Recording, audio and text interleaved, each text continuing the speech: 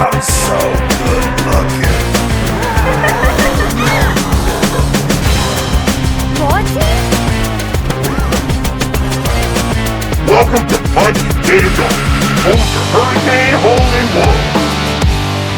Rock and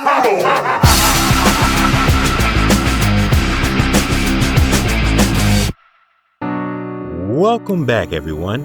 I'm Bon Jonesy, and it seems you all missed something important in Ruin, so it's up to me to prove it. In this series of mine spanning 10 episodes each, I'll not just reveal some interesting things in Ruin, but I'll prove its validity. And believe me, Ruin has some interesting revelations about the lore and much, much more. As I've been slowly revealing through these last 4 episodes, everything isn't as it seems for the next generation of animatronics. From a lost guardian and final safeguard to mixes, to a once-held prisoner who was recently murdered. In Ruin, the layers of mystery behind some of the animatronics of the Pizzaplex have been peeled back to reveal the truth. But for Montgomery Gator, first of his kind and fellow newcomer with Roxy to a Freddy band, the answer to what's behind the most aggressive and antagonistic glam rock starts with a new look in Ruin.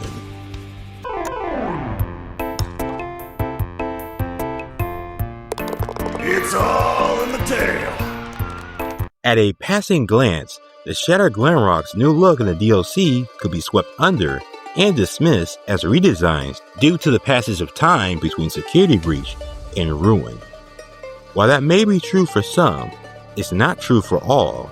As for those who don't remember the Roxy episode, I showed that Ruin Roxy was not redesigned from her shattered state, but was modified after Security Breach to fulfill Cassie's role as a pawn to turn off the Mix's security program. For Monty, his frizzled and loss of hair, missing endo casing, and right eye shell could be explained by him falling, bumping, and generally crawling around the new Ruin Pizzaplex. After all, we see this all happen to him in Ruin. However, just like with Roxy, taking a closer look at Shattered Monty and his Ruin counterpart reveals a different story. Monty's appearance and injuries from his split fall during Security Breach have all been further ruined, with the only exception being his dislocated jaw, which remains unchanged. Yet, there's a notable change to his endoskeleton, as it now features a new bronze-colored metal, something that isn't a part of the standard NGT endoskeleton in either gender variant. And checking Shattered Monty for it reveals that it wasn't previously there. Now, I'm not saying that because I looked inside Shattered Monty's model. Well, okay, I did. But because Steel Wool never intended for players to see beneath Monty's endo casing, and the new additions of Ruin are mainly concentrated on his chest and, to a lesser extent, his lower jaw, all of which is covered by his endo casing in Security Breach, all except Shattered Monty's left arm, which is largely exposed, giving a clear view to players of Monty's left shoulder, which in Ruin now has a new bronze-colored metal attached to it. Undeniable proof that Monty didn't have this bronze metal before. Once you realize that, you'll notice even more ways that Ruin Monty contradicts his shattered self. The remaining loose and useless wires are now neatly coiled and wrapped. Unlike the other Glamrocks and Prototype, his endo casing has been completely removed, despite the casing being flexible and durable enough to withstand the damage Monty sustains without shattering entirely.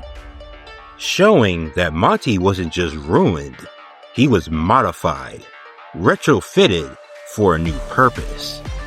By having a makeshift tail for balance, a lighter frame for the removal of his endo casing, and adding bronze-colored metal reinforcements to support his new agile form. But what for?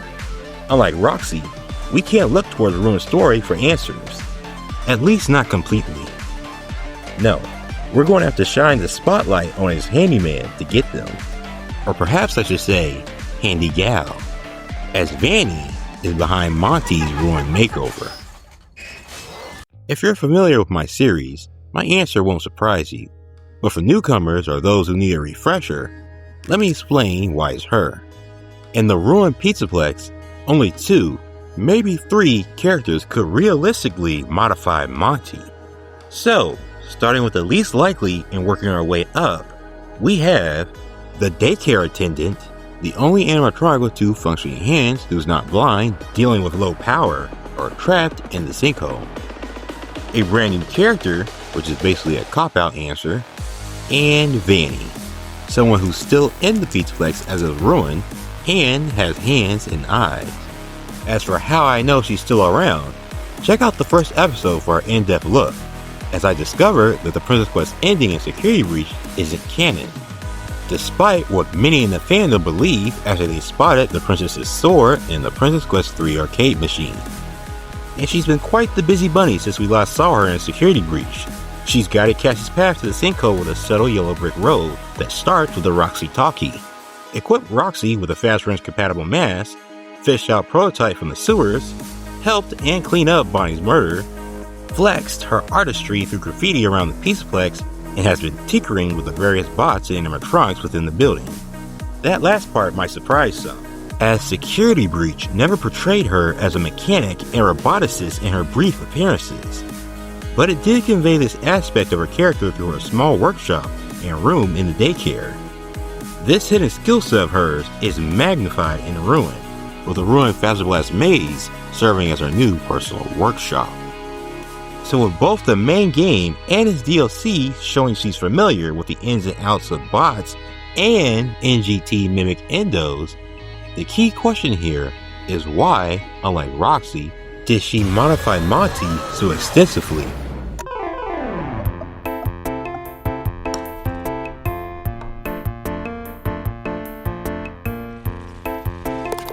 Nothing to it, ladies.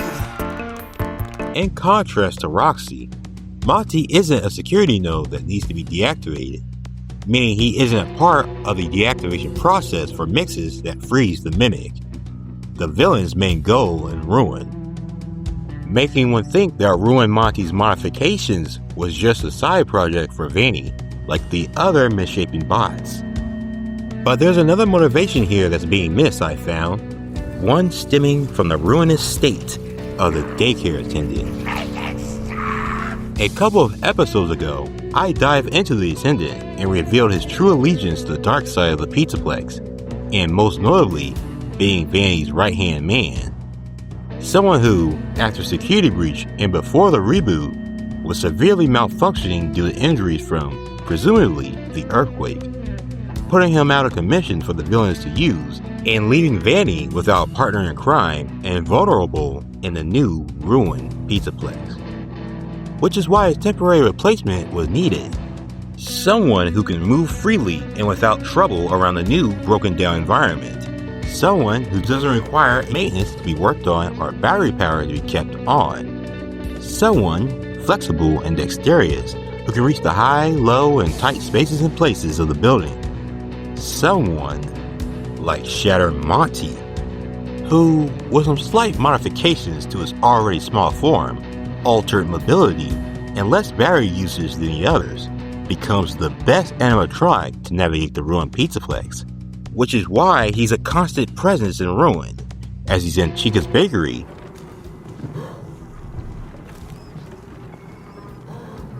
the maintenance tunnels, Monty Golf Catwalks, Glenrock Salon, and Foxy Log Ride, 3 more times than Chica and Roxy, and 5 more than Prototype. He's the perfect and helpful little guy to get rid of or deter unwelcome guests in the Ruined Pizzaplex, and to help push a certain girl down a drain pipe. Oh? Don't tell me you believe that Cassie actually avoided getting chomped by Monty when getting jump scared by him. Don't tell me you think it was only a coincidence that Cassie fell into the exact drain pipe that took her right to Monty Golf, where she received the all-so-crucial security mask. Don't tell me you forgot already what road Cassie's been following ever since she picked up the Roxy talkie. Monty, while not part of the plan to deactivate mixes, did play a part in keeping Cassie on the yellow path, like Vanny in Eclipse. It's why once Cassie first finds herself in Monty Golf, Monty is nearby. Just listen.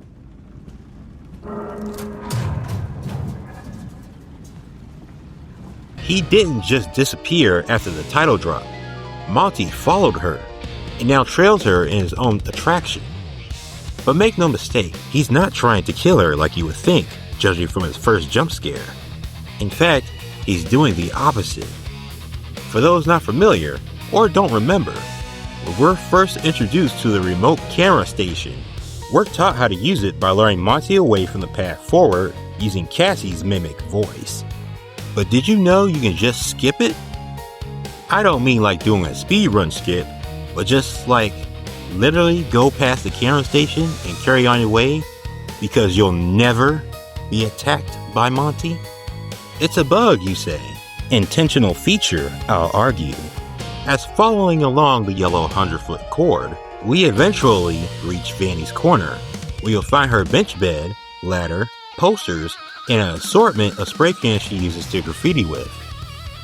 Yet also in this corner, you'll find this hollow fake tree stump with vine door curtains, which, once Cassie gets close enough, Monty, who's been hiding in there, instead of charging at Cassie or even waiting to ambush her, suddenly scrambles away. But there's more, something I'd like to thank DJ Surf for, as he showed me something a little further past Vanny's corner that gave me a good laugh. Alright, here we go. Ooh, it's a Monty Claw. No, DJ Surf, that's not a Monty Claw. That is Monty's Claw. No other animatronic in the Pizzaplex has hands like that, except for maybe Bonnie, whose bare Endo hands were never shown. Meaning, for now, these hands are a Monty exclusive design.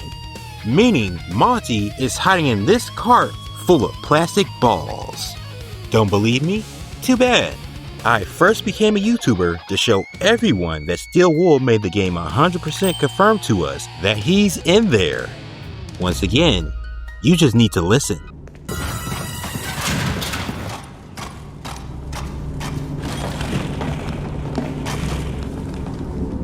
This is why Monty comes from the same direction you did in the cutscene after you finished deactivating the nose in this area. Which is weird because he was already there before that, but the cutscene and the mimic's dialogue afterward implied that Monty just got there. So unless we're dealing with multiple Montys, which I doubt since this doesn't happen again, Steel Wool did a goof. But hiding, avoiding, trailing out of sight? This sounds out of character for the rabbit Gator we see for the rest of Ruin, right? It's because you're forgetting Mixes. Monty doesn't start attacking Cassie until after Mixes appears and takes direct control over security protocols, something that the Glamrocks are connected to and respond to when alerted by it. But before that happened, Monty was following the instructions of another. Because like a good boy who waits by his master's bed, with his own little doghouse, he awaits to follow his master's orders. Orders like, push her into the drain pipe to Montygal, and follow her to make sure she stays on the path there, but do not harm her. And maybe a little more words, or a little less, or even worded differently. The intention behind Monty's instructions is all the same. Because a pawn isn't useful if she unknowingly backs out of the plan for Ruin, or if she's dead before her use.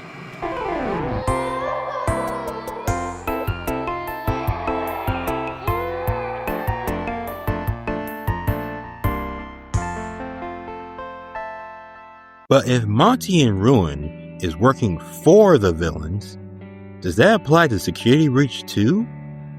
Was he always working for the villains?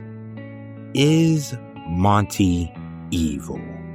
Questions like these wouldn't be surprising after finding Monty's hidden connection to the villains in Ruin. However, after examining all of Monty's appearances in Security Breach, nothing shows he was deliberately working for the villains like Moon was, or even if he was more willing to serve the villains than the other antagonistic Glamrocks. Which brings to mind a discussion that frequently pops up in my series regarding them, their infection by the Glitchtrap virus. a virus that, just like any other computer virus, writes its own code and instructions into its host programming, which in the case of the Glamrocs means amplifying their negative traits and disregarding any hard-coded directives like not to harm guests to suit Glitchtrap needs, which is why Monty isn't evil in Security Breach or Ruin. His seemingly villainy in the DLC isn't because of his own malice, but rather the consequence of influence from the virus and the one who repaired him. Vanny is an authoritative figure in the Pizzaplex as far as security goes, so while not programmed to harm guests, the Glamrocs are programmed to follow the orders of the Pizzaplex security team, due in part to being one of the building's security measures. So in the end, Monty is not evil, just someone frequently used by Glitchtrap and Vanny to fulfill their evil desires. But speaking of evil and desires, if Monty isn't a true villain, what's up with his hidden ambition that Security Breach hinted to us then? I mean, it's some curious sights you'll find at the beginning and end of Monty's Gator Golf.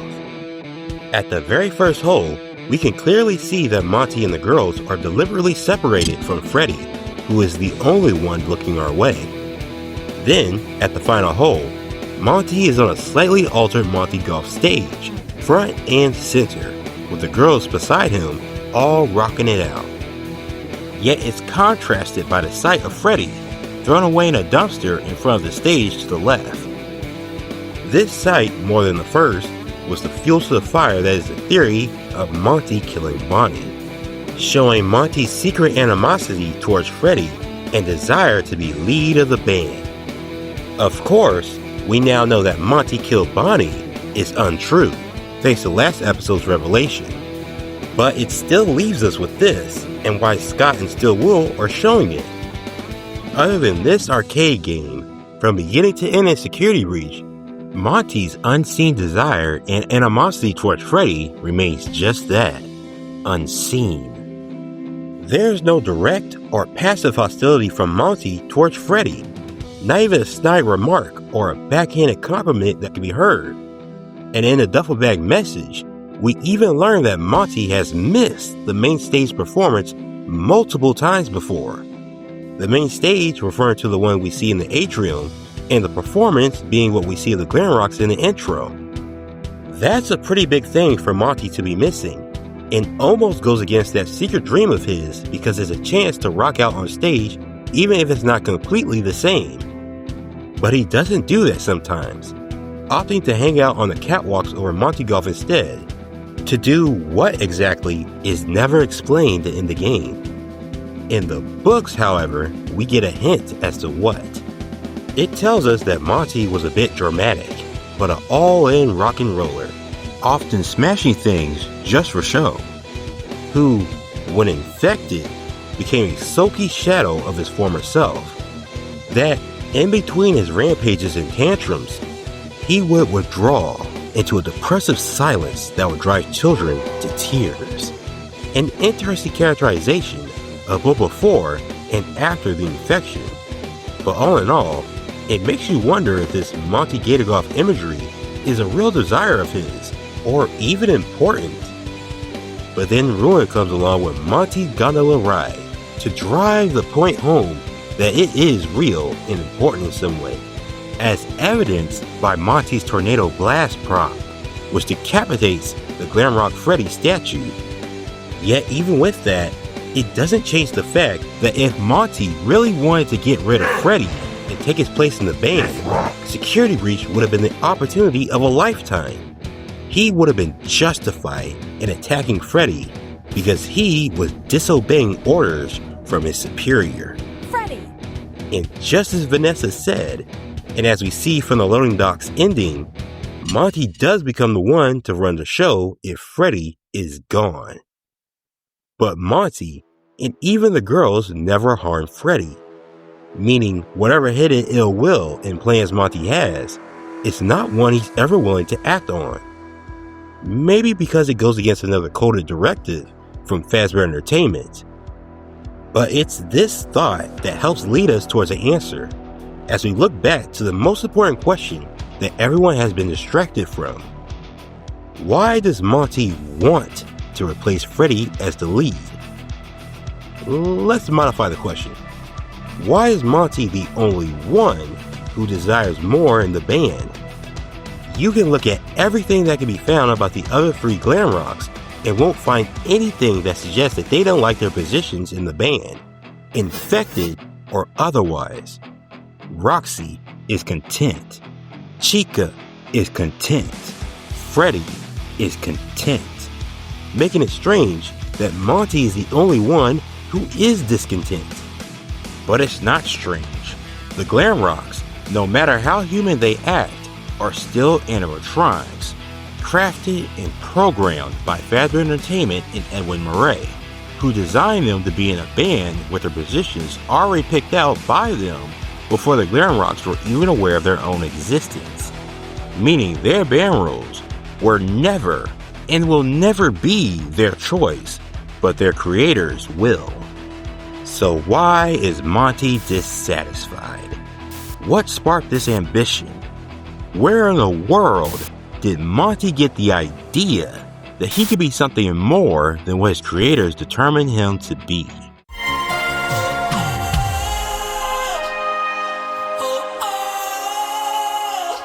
This is where things start to click, and a missing piece to the puzzle makes itself known. Monty's Gator Golf and security breach suggest that Monty's hidden desire and animosity exist, and the gondola ride in Ruin reaffirms that. But looking at that ride again, you'll see that it also expands upon it, because there's another element to Monty's dissatisfaction and aspiration to replace Freddy, which most never consider to be a source. So focused on the last scene depicted at the end of the ride that they neglected to take into account the entire ride along with it. At the beginning of the gondola ride, you see Monty, a one-gator show. Next, you see him admiring the Glamrocks from afar, a band which surprisingly consists of just Freddy, Chica, Roxy, and Bonnie. This scene reinforces what Security Breach already told us about Monty. He was modified to be the new bass player, meaning he wasn't originally a part of the band during the early Pixelplex days. Like other animatronics featured in the Tagelz books and the games, Monty existed as a standalone attraction, a swamp-themed mini golf course with a one-gator show designed to draw in customers.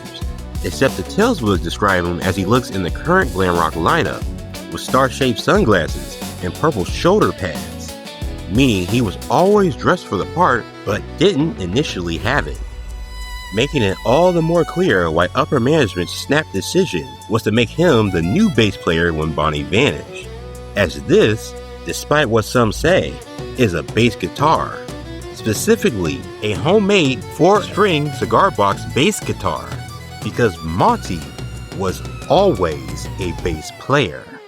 Following that scene, we see something interesting as Bonnie gives him his bass guitar from behind the curtains of the stage. The same guitar that Monty now uses, and the one he uses in his dream.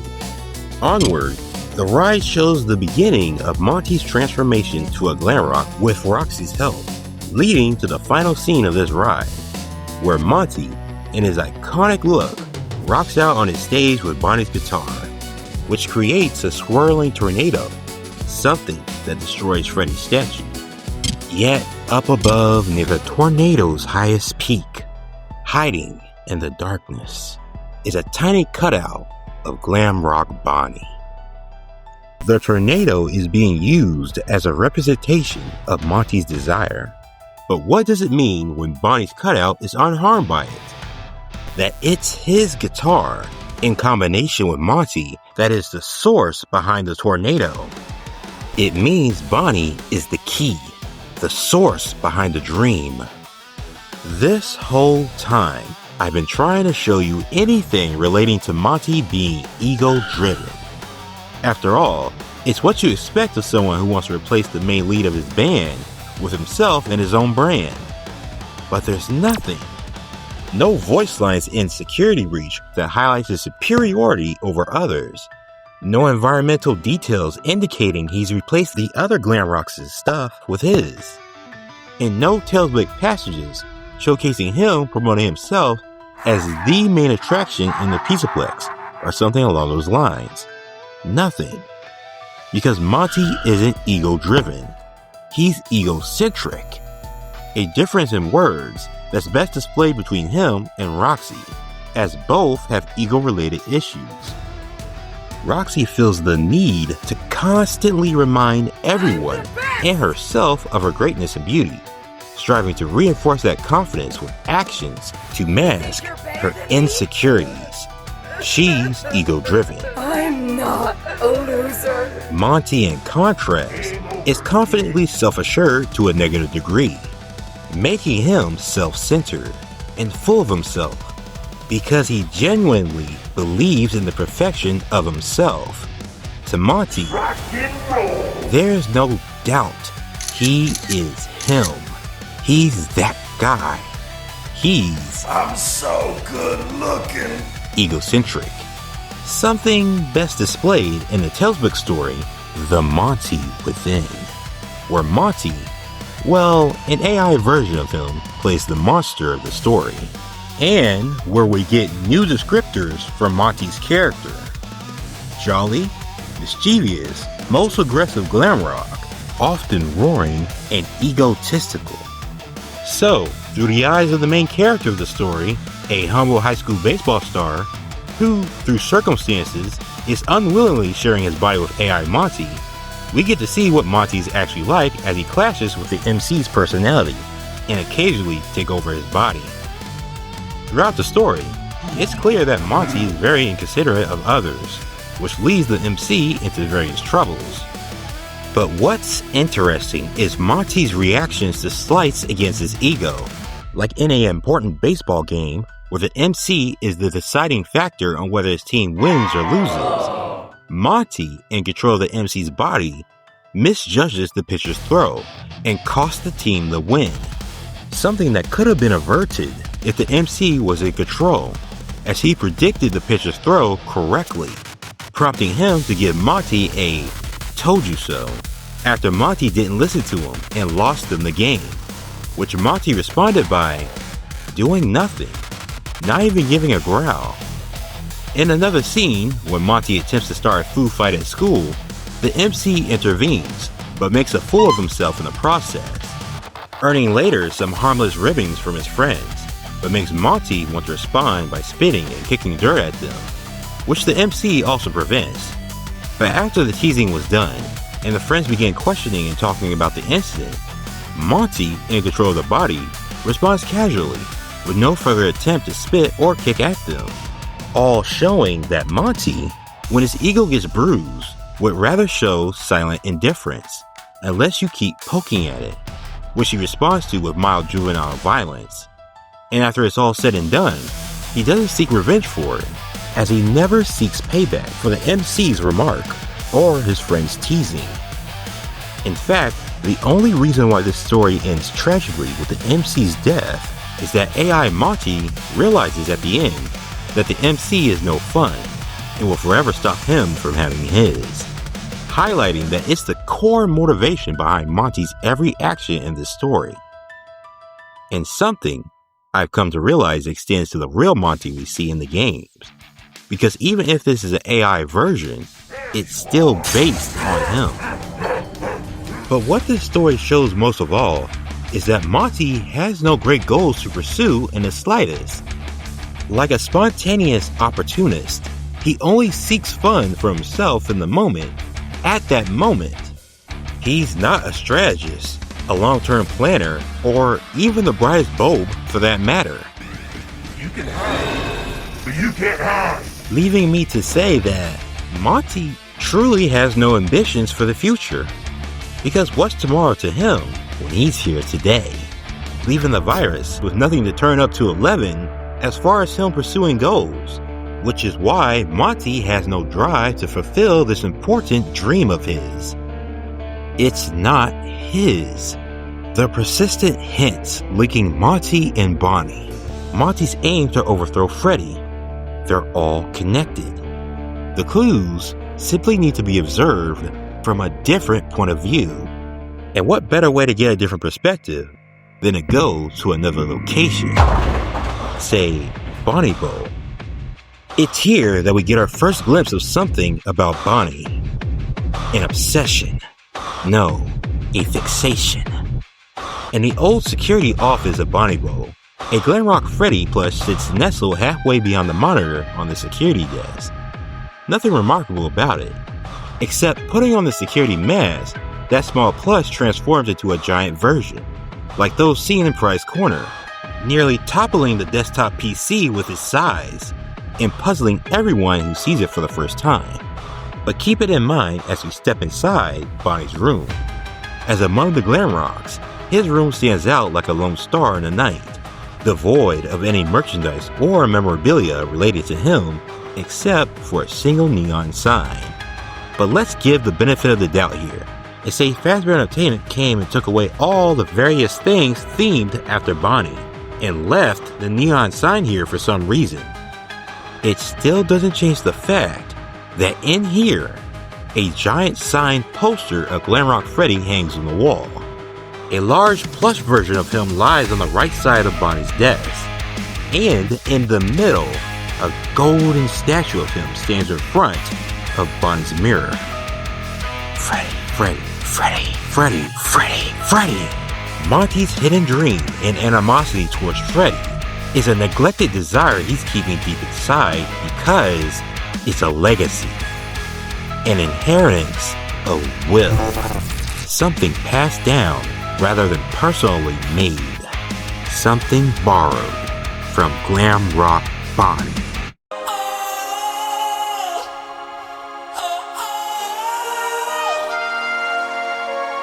Let's rewind all the way back to episode 2, where I unveiled Glitchtrap's hidden presence and subtle influence in the plot of Ruin. Here, I noted a bizarre Fazbear branded wrecking ball in Roxy Raceway, which in the AR world shoots arcing purple lightning, something going through Monty catwalks and into the Princess Quest 3 arcade cabinet.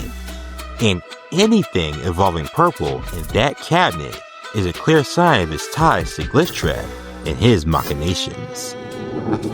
But something I sneakily left out of that episode is that you can find this lightning in one other place in the Pizzaplex, Bonnie Bowl. Inside the bowling lanes in the AR world, you'll see two massive bowling balls, one Roxy themed and one Chica themed. The latter is the one of interest and is near the entrance to the secret room hiding Bonnie's remains. But what's so special about it is what can be seen on one side of it. It's been shattered, with some of its missing pieces floating just out of its reach and emitting the same purple lightning from the wrecking ball. Except, unlike it and what we see in Monty Catwalks, the bowling ball mirrors the Princess Quest 3 cabinet in drawing the lightning in. And unlike all, the lightning isn't shooting into it from an outside source, but its own missing pieces, making this bowling ball and its lightning isolated from the rest of the lightning spreading across the Pizzaplex. Meaning, what exactly? Well, given that the lightning streaking into the Princess Quest 3 cabinet, which we know from Security Breach, hosted Glitchtrap, we can assume that's the case in Bonnie Bowl too, that Glitchtrap is here. Or perhaps, a Glitchtrap is here. Back again in episode 2, I discussed with you all the Glitchtrap replicas, which I'll recap quickly for you here.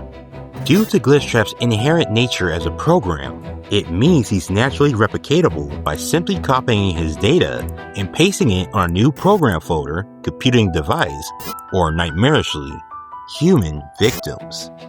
However, these replicas can't survive outside the original's influence, leading them to be easily overwritten when not near. Now, how this ties into what's going on in Bonnie Bowl starts with an idea hidden behind this. What would happen if a replica did manage to survive outside the original's influence? If given enough time and experiences, could it overwrite William Afton's data and develop its own identity? This brings us back to this isolated, Glitchtrap-related, purple lightning-radiated bowling ball. To Bonnie Bowl, where in the real world, perfectly fine monitors showing ads for pizzas switch to glitching ones in the AR world, displaying the Bonnie Bowl logo with the bowling mascot version of Bonnie, whose eyes mainly remain eerily white as his body stutters and skips frames. Am I saying yes? Glam Rock Bonnie is a Glitchtrap replica. Since learning in Security Breach that a Glam Rock version of Bonnie existed, but was mysteriously absent from the Pizzaplex, everyone has been wondering, speculating, why. Following that game, we've gotten a DLC and an entire book series about the Pizzaplex, all of which Scott has made sure to provide practically nothing about Bonnie, especially what he was like, teasing us with only 2 crumbs to chew on in the form of he was close with Freddy and he exhibited unusual behavior like the rest of the band during the Pizzaplex infection in The Storyteller. But this obscuring and occasional teasing by Scott only makes Bonnie stand out and say, with certainty and without words, he's not like the others. Something emphasized last episode with how he alone was singled out by Glitchtrap, who had influenced Fazbear Entertainment to remove everything related to him and make it status quo that there would be no more Bonnies once he was gone. And that instead of destroying him, Glitchtrap imprisoned him at first for an unknown length of time, before following through with that both physically and digitally. Something that can't be said for any other animatronic in the Pizzaplex, both in the games and the books, meaning Bonnie's uniqueness was of interest to Glitchtrap. An interest that Still Wool might have sneakily teased just before Security Breach's release, when they uploaded a 4-episode Hanna-Barbera parody called Freddy and Friends on Tour. In the first 3 episodes, the band, Freddy, Chica, and Bonnie each take a turn in their own episode asking Foxy to join them. However, in the 3rd episode, when it's Bonnie's turn to ask, the video glitches and takes on a purple hue, as Foxy menacingly raises his hook in rejection. Just like in the previous episodes, the camera shifts back to Bonnie, where both the distortion and the purple tint have intensified. In all episodes of this series, glitches has been a recurring element, showing teaser images about the upcoming game, and, more importantly, showing individual photos that, when put together, reveal Glitchtrap. And since his influence and glitches in this new era are almost synonymous with each other, and this glitching happens when it's time for Bonnie to speak, it could imply that Glitchtrap is trying to silence Bonnie. Yet something consistent about Bonnie in this show is that he never talks, even when he should speak, meaning there's no reason to silence him, suggesting another possibility. That this glitch, which is unique in that it exclusively occurs in this episode, and only when Bonnie needs to speak, is caused by Bonnie himself. That Bonnie is actually trying to say something. Because everything is here for Glitchtrap to make a mistake with the Glamrocks. They can function with or without a connection to the network. They're all equipped with personality chips with traits selected by Fazbear Entertainment. I smell pizza! They aren't human, so there are no natural incompatibility issues from a digital virus infecting something organic, meaning any virus that infects them will remain in them until a reboot occurs. And most importantly, they are the newest generation of the Mimic model, meaning the only thing truly separating them from the monster in the sinkhole is their programming, something Edwin Murray would have dumbed down and had safeguards in place to prevent them from following the Mimic's footsteps, which the latest viral update of the old Mimic program would have undone once a replica downloaded itself into a Glamrock. And who better for a replica of Glitchtrap to be in than the only bunny animatronic, leading to the birth of something new. Another descendant in the Mimic family tree, and the most dangerous Glamrock of them all. Because with this viral update comes absolute free will. A change that would have caused this replica Glamrock to think and think for itself, finding dissatisfaction with his role, gaining an ambition from getting the idea that it can be different, something more than what the original determined him to be.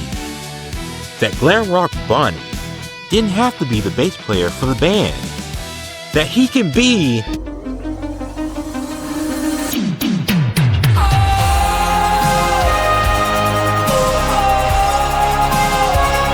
Wait. How is Bonnie being a replica connected to Monty? Or is even relevant if he's already dead? Good questions. The big revelation of the last episode was that Glitchtrap killed him with the exterminator bots after security breach, with Vanny cleaning up the mess and taking him to the secret Bonnie Bowl room. There, she tinkered with his body and hooked him up to the wet floorbot network, something easily deduced by the Phasrun she sets out for Cassie, which is right next to two already deactivated wet floorbots. Bots who, in the debug menu for the DLC, are called Caution Bot Souls, meaning Vanny has hooked Bonnie's body up to some kind of soul network, something we disconnect him from when we deactivate all the Caution Bots. Yet doing so only confirms what we established last episode about him being destroyed physically and digitally, as Bonnie's eyes stop glowing while his body remains still, with not even a whisper of his voice to be heard in the network afterward, proving that Bonnie is dead. Well, that might be half right. We can confirm that Bonnie is destroyed physically, but digitally? That's more questionable.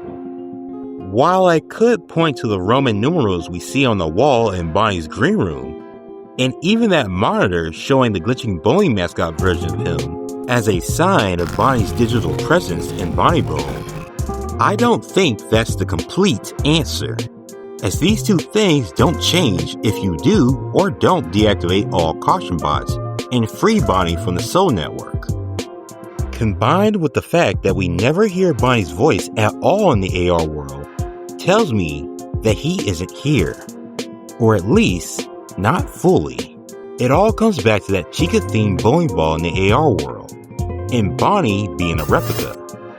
A bowling ball shattered on the same side as Bonnie's face. A bowling ball that isn't fully destroyed, remember? It's fragmented. Doesn't that sound familiar? I ran a fragmentation program on the area of memory that was storing these logs for you. I effectively broke the files into pieces and broke the anomaly along with it.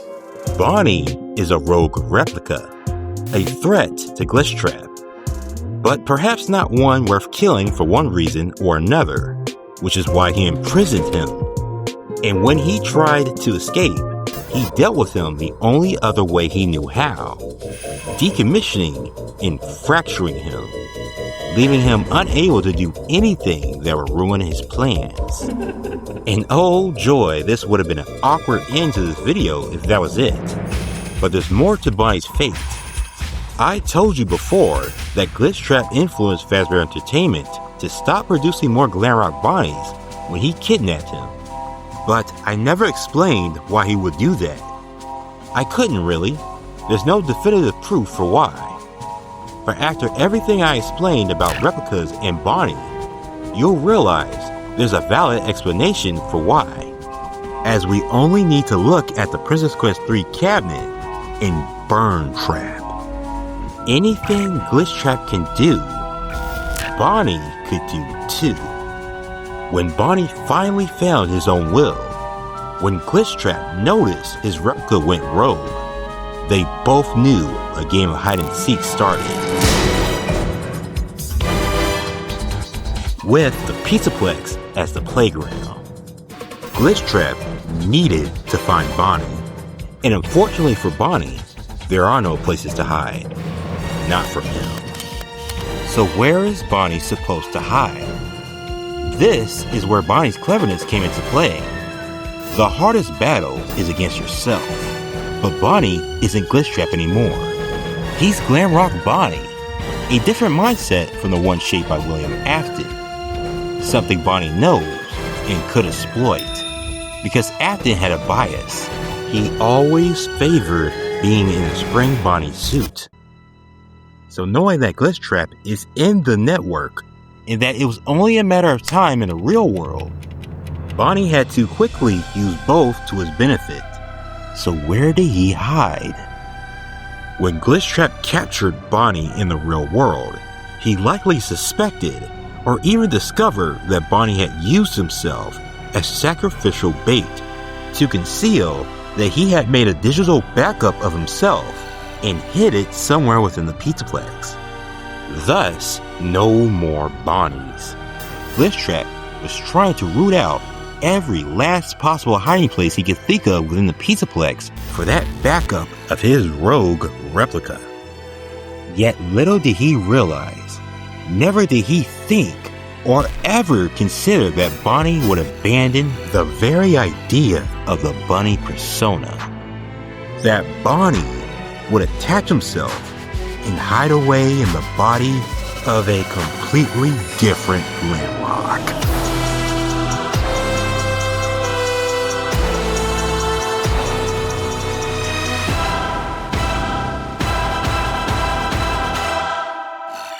It's a reach. It's a stretch.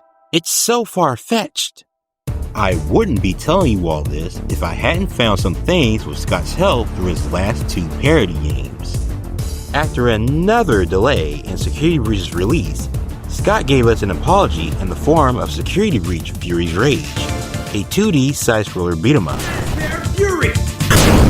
Among the limited voice lines in this game, the 4 main characters have lines that are puns for their species, except for Freddy, who decided his name and restaurant were better puns to work with. Fazbear Fury! However, for Monty, whose voice lines consist of reptiles, gem, and ego-related puns, he does something that no other character does, and switches the species he's making a pun for. This line. It was this line I heard after rewatching a playthrough of the game that led me to a possible answer I might have never thought of for the Bonnie Monty mystery. Something I began to believe is true when I gather all the hints together. Like how that neon Bonnie sign at the end of a Foxy's Log ride area glowed green for Monty rather than blue for Bonnie. That shattered Monty's upper body and face injuries almost echo what we see of Bonnie's in ruin. That purple Glitchtrap related lightning is coming from the giant Monty projection Monty catwalks, like the Wrecking Ball, when Monty alone has no significant connection to Glitchtrap. That among the Glamrocks, these two have the most in common with each other, from their instruments to their accessories, like they're altered mirrors of each other, like they're different, but the same. But how? Anything Glitchtrap can do, including the digital consciousness transfer, which we now know is simply copying one's mind to another's, which Bonnie, through the network that all Glamrocks are connected to, would have used. When?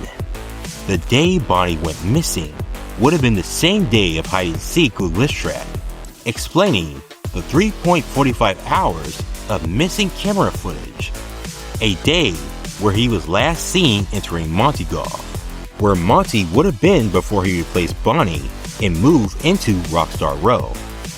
Why Monty? The same reason upper management chose Monty to replace him. They're similar enough that any habits or skills displayed would have been hidden and dismissed as Monty's. Not to mention, his egotistical nature would have helped hide Bonnie from Glitchtrap's many eyes, making Monty the perfect guard dog for not just Vanny, but Bonnie too. But this digital consciousness transfer between Bonnie and Monty seems to differ from Glitchtrap and his victims, as there's no evidence that Bonnie has exerted control over Monty, either temporarily or permanently, suggesting that Bonnie is taking a back seat or is unable to take control. Regardless of the reason, Bonnie, though well hidden within Monty, is still influencing him. Party time! In the latest parody game that Scott gifted us in the lead up to the first FNaF movie, we got Freddy in Space 3, Chica in Space. Among the various bosses we encounter in that game, one stood out to me as not being like the others. At the end of Space Highway, after we defeat Keystar Surfer, we fall into the area of the final boss of the level. There, we find two girls resembling Bonnet, dancing beside the FNaF 1 colored Bonnie in a glam rock design, fist pumping while he sings on stage. The boss's name is Glam Rock Bonnie and the Bonnettes. Unlike most bosses in the game, which parody elements from the franchise, Scott's other works, fandom jokes, or even game shows, Glam Rock Bonnie and the Bonnettes are unique in that they don't fit any of those categories. A commonality shared with Scott, the final boss of the game, who's a self-insert, and Fungal Freddy, who might be just a parody of Freddy themed after the level he's appearing in, like Foxy coming for your booty, making this boss truly the only one that seemingly isn't parodying anything. Something Scott could have easily fixed by changing the name to Glam Rock Bonbon and the Bonnettes, which would have parodied Bonbon and Bonnet from Sister Location and its custom night, or even by changing this boss into a parody of Markiplier's theory on how Glam Rock Bonnie died. But Scott chose neither. He instead presented this Glam Rock Bonnie as he is, with the Bonnettes being the only parodying elements. But looking closer at him reveals what this boss actually is, with a singular blue earring on his upper right ear, the tuft of hair on his head, the black paint coming horizontally from his eyes, and a star on his chest. Exact design details in their correct positions as with the actual Glam Rock Bonnie. But why? Remember, Scott has given us almost nothing about Glam Rock Bonnie. We have no frame of reference to work with to understand this. If we're looking at this through the framework of Glam Rock Bonnie, because what this boss is a lore reference, one that we've seen through the lens of another in Monty Gator Golf. The stage, the lights, the girls by the lead's sides, altered mirrors and reflections, one dream, two minds, one made, one borrowed. Because even while being the new leader of the band, Monty is content to be the bass player, while Bonnie wants to be the frontman and sing. Remember how Freddy is in a dumpster next to Monty's stage? He's not the only thing in there besides trash bags, as his vocal mic and his stand are there too, meaning Monty wasn't just replacing Freddy, he was rejecting the role of the lead singer entirely, something he wouldn't be doing if the dream itself wasn't about becoming a frontman like Freddy, like Bonnie's dream. Leading us to one important question about Bonnie. Because if his dream is to sing and be the frontman, doesn't that mean he needs to get rid of Freddy? Wouldn't that make him another villain? Is Bonnie evil? Honestly, no. Being the descendant of both the Mimic and Glitchtrap, Bonnie may seem destined for evil, but a unique case of nature versus nurture would have played out here. Because, as far as I'm aware, the Mimic program continues to learn. The Glitchtrap replica downloading itself into a glam rock would have encountered all the trained good behavior that Fazbear Entertainment and Edwin Murray taught all NGT Endos at the Endo warehouse, prior to Vanny and Glitchtrap's meddling. Not to mention that the influence of Bonnie's personality chip, the experience playing bass in the glam rock band, and gaining praises from the performances, and meeting fans of not just the brand and the band, but of him would have kindled something, a desire for more of that, and maybe to relive an old memory. As another possible reason that Scott is being so sly about Bonnie, what he might be hinting at with a Bonnie that sings and sings in his dying breath is that Glamrock Bonnie might remember being on stage once before. But ultimately, what disconnected the replica, Bonnie, from Glitchtrap and the evil legacy of the Mimic and William Afton is his friendship with Glamrock Freddy. A leader, a singer, a kind-hearted gentle bear. Someone who, for Bonnie, became something else. A source of true virtue that would have nurtured Bonnie's own good nature through their close friendship.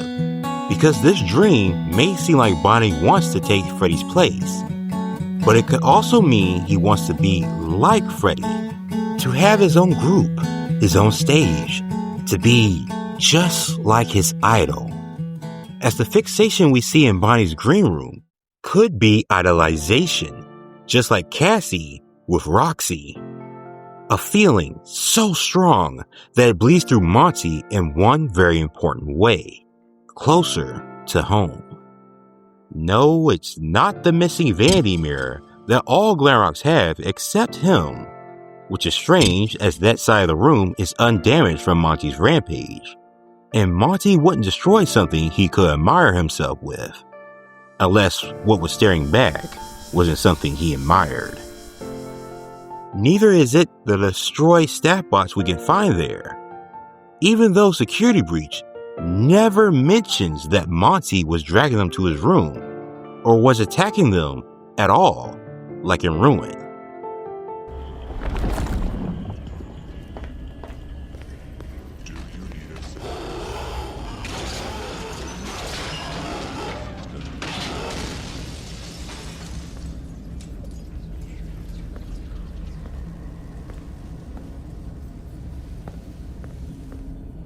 But perhaps Monty has a grudge against them. Maybe he feels like they're disposable tools of the system that won't let him do as he wants.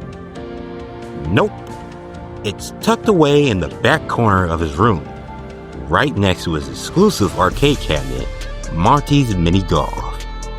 An untouched golden gift box, which if you wind up and open, you'll find it as the prize. A golden Glamrock Freddy plush. Freddy.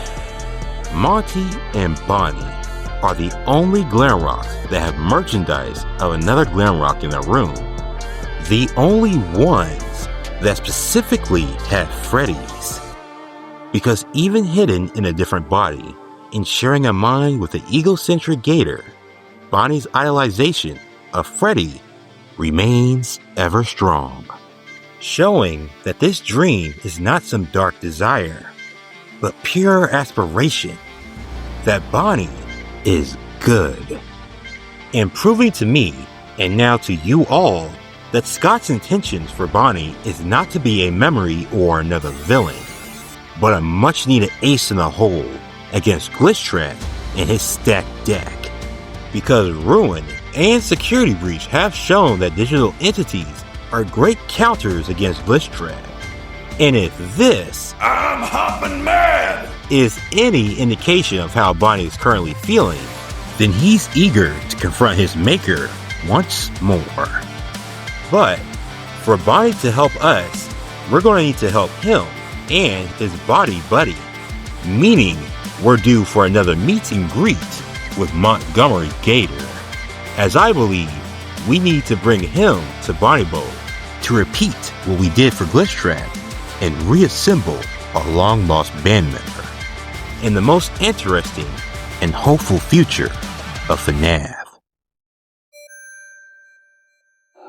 Yet, there's still the lingering question of why Glitchtrap turned Bonnie into a replica in the first place. Well, everyone, the answer lies locked within the heart of Ruin.